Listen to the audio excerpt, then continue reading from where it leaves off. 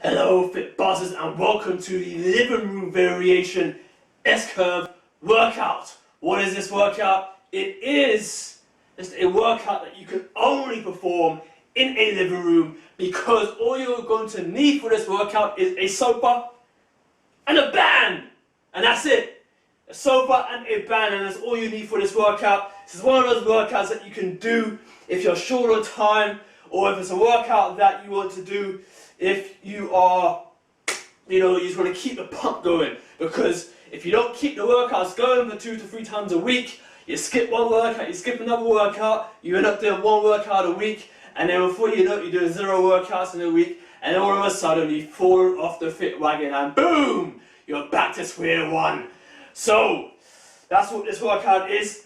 A workout strictly designed for the living room, so let's get into it. Alright, so what we're going to do is, with just a sofa and a band, we are going to start with the extended band hip thrust. Then we're going to do a band pull through exercise, and then we're going to finish off with a hip thrust, a standing hip thrust exercise with a band. In fact, we're going to switch the last 2 exercises. We're going to do the, actually we are going to do the hip thrust at the end. So let's start off with the kickback exercise. So it's like a kickback exercise, but it's a hip extension exercise. So this is an exercise that works the butt, right? The legs, the butt, it works all of it. But we're going to do the variation where we extend by about 20 degrees. By doing so, we give ourselves increased range of motion, right? So, if you're used to doing this exercise by now, as I've done this exercise quite a few times in these workouts, you should be able to balance yourself pretty easy without having to hold on to anything. So, I'm just going to do 1 set for the purpose of this workout. You're going to do about 3. Do about 15 reps. Let's go. 1, 2, 3, 4, 5, 6, 7, 8, 9, 10. Switch.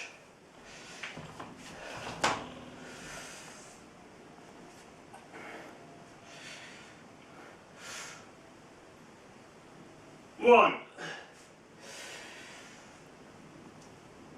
2, 3, 4,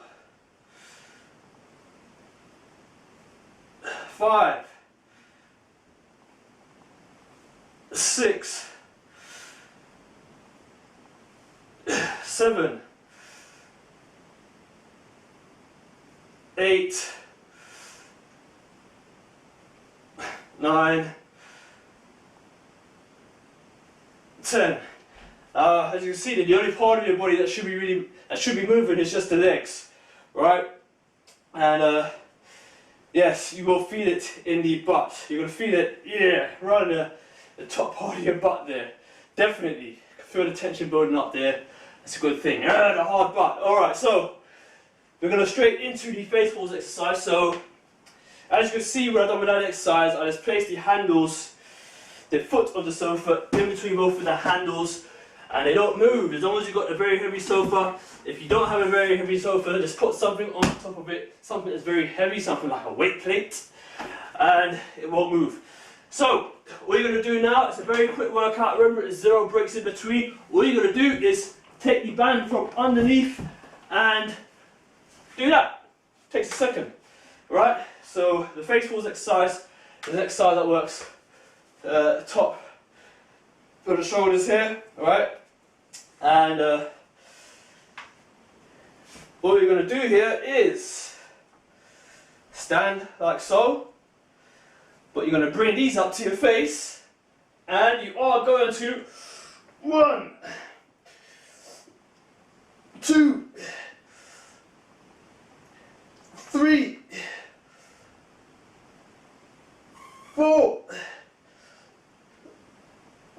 5, 6,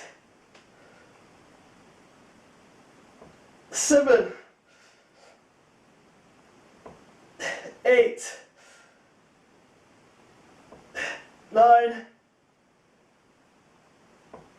10. It's a bit of a different variation because of the force of the resistance. It's pulling downwards, you're fighting against that.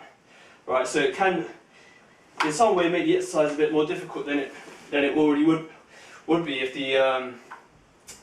the band was placed higher, or if you was in the gym using the cables, if the cable was positioned higher. So we're going to switch it back again, right? Just going to switch it back, and what we're going to do is get in the band for the last exercise. Right. The reason why I did the face pull exercise in the middle of this little workout is just to give your lower body a rest for the last workout, which is also a lower body exercise. So what you're going to do is the standing hip thrust basically, but with a band. So you're going to hold to the band here, right? You're going to hold it, you're going to put your fingers in just to hold it in place. And it's just a standing hip thrust. All you're going to do though is make sure so your hips are moving. You'll know if you're doing it right if you feel it in your hamstrings at the peak of the movement, right? So it's just a normal, get into a squat-like stance, right? And then pull your hips back. And there you'll feel it in your hamstrings, and you know you're doing it right. So it's just your hips that are moving. Everything else should pretty much is straight, alright? You'll know if you're doing it wrong if you don't feel it in the hamstrings. It usually means that you're moving your body, you're moving more than just your hips. If you move your hips only, then there shouldn't be any way you should get this exercise wrong.